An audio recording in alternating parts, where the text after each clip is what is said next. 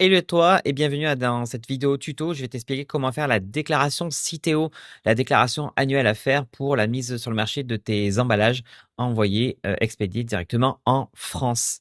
Si tu n'as pas encore fait l'adhésion à Citeo, je t'invite à regarder l'autre vidéo que j'ai faite à ce sujet où j'explique comment d'abord adhérer à Citeo.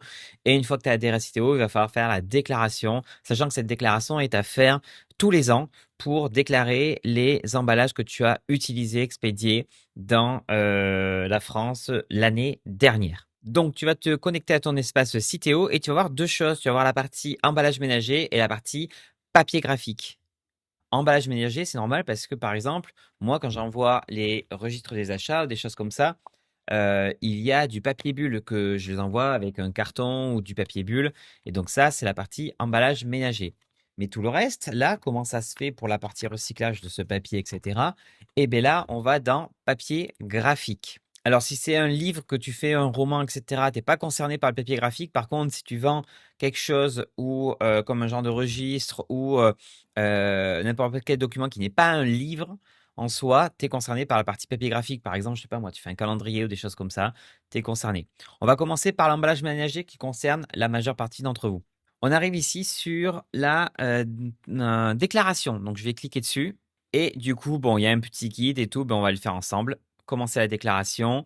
J'ai mis sur le marché plus de 500 000 UVC ou pas. Alors, qu'est-ce que sont des UVC exactement? Alors là, il va bien falloir comprendre comment ça marche. Un UVC, c'est ce qu'ils appellent, eux, une unité de vente consommateur. En fait, ce qui va se passer, c'est que ça va être un emballage. Je prends un exemple. Si j'envoie un registre des achats comme ça et que je mets du papier bulle dedans, le papier bulle en lui-même, c'est un UVC. Si dans ce même papier bulle, je mets un registre des achats et un autre document, le livre de recettes, par exemple, ça fait deux documents, il est quand même protégé par un seul emballage, donc ça fait un seul UVC. Par contre, et c'est là que c'est important, si par exemple, tu envoies un carton, dans ce carton, il y a, je sais pas moi, du papier bulle qui protège par exemple une bougie et du papier bulle qui protège une deuxième bougie.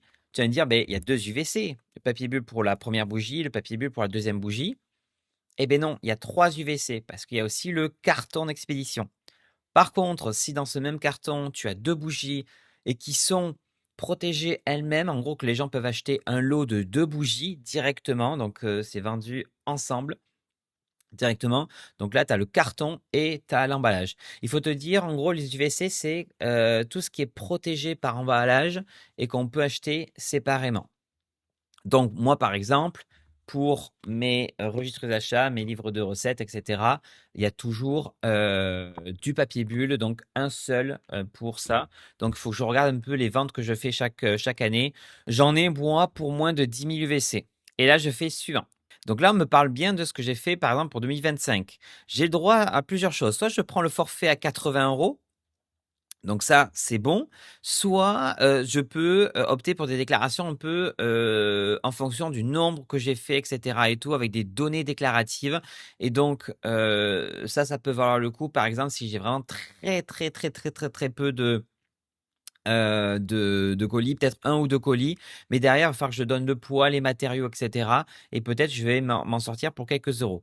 Moi, je préfère prendre le forfait avec 80 euros. Je valide. Ici, je certifie avoir mis en marché moins de 10 000 VC en 2025. C'est ça. Finaliser ma déclaration. Ici, il y a le montant. Il y a un accusé de réception qui est envoyé. Je signe l'attestation. C'est en français. Je certifie que tout est bon et je peux valider ma déclaration. Bref, quand tout est bon, je fais valider ma déclaration. Comme tu peux le voir sur la partie facturation, j'ai une facture à payer par rapport à ça. Donc, il faut que je la paye. Ça, c'est la dernière chose après la déclaration, c'est payer cette partie-là. Donc là, on va le payer. Comme ça, on est bon et on est conforme pour la REP pour la partie emballage ménager. Et après, on va voir la partie emballage graphique. Maintenant, on va voir pour la partie déclaration REP pour la partie papier graphique parce que du coup, j'ai fait l'emballage, mais j'ai pas fait la partie papier. Et ça concerne toutes les personnes qui envoient par exemple des produits, des catalogues, des flyers, des prospectus, tout ce qui est aussi carte postale, tout ce qui est du papier. Là, vous êtes concerné, sauf par exemple pour les romans, les livres, vraiment avec la définition fiscale du livre. Là, il y a pas besoin. Donc je vais aller sur papier graphique. Ici, c'est pareil, période déclaration, commencer ma déclaration.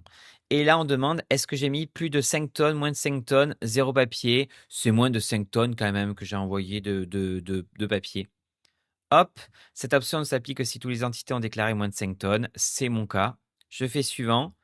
Ici, on est bon. Liste des entreprises couvertes par le contrat, la micro by flow. On est bon. Je fais suivant. Je certifie avoir mis en marché moins de 5 tonnes de papier en 2025. C'est bon. Et je n'ai rien à payer. Je vais quand même vérifier une petite chose.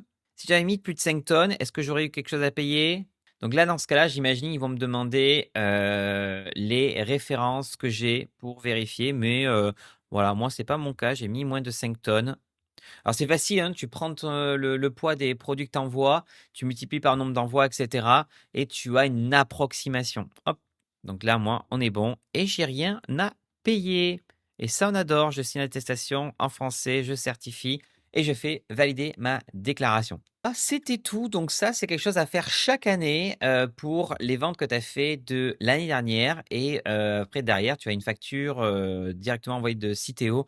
Donc là, tu l'as vu pour la partie graphique, il n'y a pas de facture. Mais pour la partie emballage, c'était important, il fallait payer. Donc voilà, dis-moi si ce tuto t'a plu. N'hésite pas à laisser un commentaire. Seuls les abonnés à la chaîne peuvent commenter. Et je te dis à très bientôt pour un nouveau tuto. Salut, ciao!